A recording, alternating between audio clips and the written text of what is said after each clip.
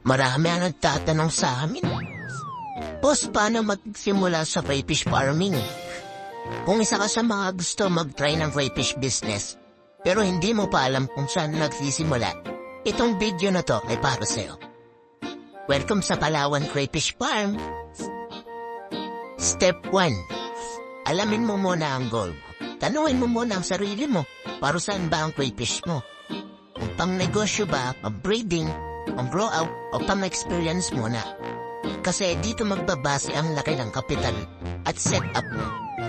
Step 2. Maganda ng simpleng setup. Hindi kailangan na ng malaking farm. Pwede kang magsimula sa rep tub, storage box, trapal pond, aquarium, o complete pond. Importante may aerator dahil ito nagbibigay ng oxygen sa tubig. Kapag kulang ang oxygen, maaaring ma-stress, umina o mamatay ang mga crayfish. Importante din na mayroon silang hiding places tulad ng PVC pipes, bato o egg tray. Dahil sila ay territorial at nagmomolt o nagpapalit ng shell. Sa panahon ng molting nila, mahina ang katawan, kaya ang hides ang nagsisilbig protection nila laban sa stress, injury, at cannibalism. At sa ganitong paraan, bababa ang mortality sa iyong farm. Step 3. Ayusin ang tubig. Sa crayfish, tubig ang buhay nila. Kung nawasa ang gamit mo, istock mo lang ang tubig ng 24 to 48 hours. Gumamit ka ng aerator para mawala agad ang chlorine. Siguraduhin mo din na hindi mainit ang tubig, hindi marumi, at may sapat na oxygen. Weekly ka mag-water change at least 20 to 30%.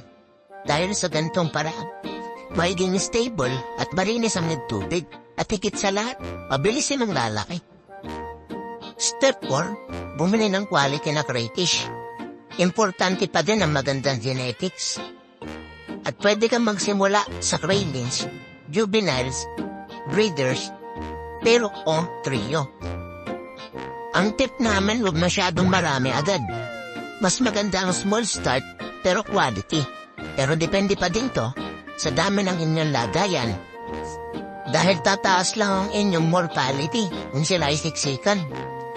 Step 5. Tamang pagkain at monitoring. Pakainin sila ng tama, hindi sobra. Kailangan na may balanced diet din sila. Pagdating sa pagkain ng crayfish, importante ang tamang pagkainin ng feeds. Pwede silang pakainin ng sinking pellets dahil mas madaling kainin ng crayfish sa ilalim ng tubig. Gulay tulad ng kangkong, carrots, mais, at kamote. Mas okay kung pakukuluan muna bago ibigay. At huli, protein at natural food tulad ng maliliit na isla. Pwede rin ang hasang, ipon, coral, at earthworms. Pero tandaan, hindi lang basta pakain ang mahalaga, kundi ang tamang dami. Kapag sumobra ang pagkain, dudumi ang tubig. Kapag marumi ang tubig, tataas ang ammonia. At kapag mataas ang ammonia, maaaring ma-stress, magkasakit o mamatay ang iyong mga alaga. Kaya sa crayfish farming, simple lang ang rule. Mas mabuti ang konti pero tama kaysa sa marami pero delikado. Sa monitoring naman, observe mo lang araw-araw yung mga crayfish mo kung may nag-molt ba. Mas okay kung naiihiwalay mo sila para tumaas yung survival rate ng crayfish mo. Step 6. Discipline at patience. Ang crayfish farming hindi instant. May molting, may mortality, may trial and error. Pero kung may patience ka, unti-unti kang matututo at unti-unti makikita ang resulta. Dito sa Palawan Crayfish Farm, hindi rin kami nagsimula sa malaki. Nagsimula kami sa maliit, pero malinaw ang vision. Kung kakain namin, kaya mo rin.